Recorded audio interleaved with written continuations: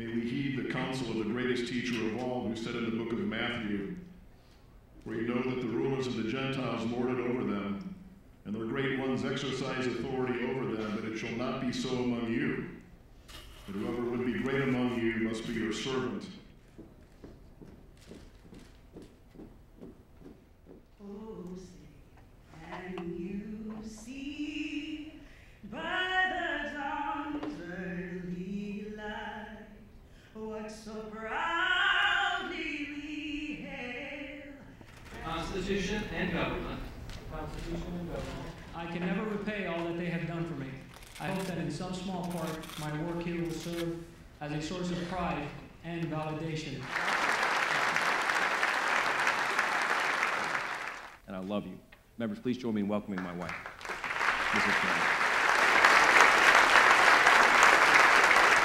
As of last year, this House will conduct itself in a disciplined, respectful, and transparent manner. As you consider your own individual votes this session, let me suggest that why you vote may be as important as how you vote.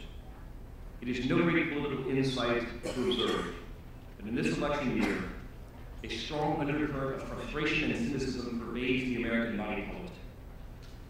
The pundits blame the politicians. Politicians blame the media. The left blames the right blames the advocates blame the activists, and in all of that chaos, what gets lost is this. The fact that we spend so much time talking about who is to blame, the very thing that drives the public's frustration and cynicism. And the defining trait of human history has always been the struggle to balance our noble and our selfish impulses. The danger comes whenever we allow that balance to be overwhelmed by a kind of political relativism that justifies our whims to the detriment of our obligations. Sergeant Shadows. Members, let's take your seats.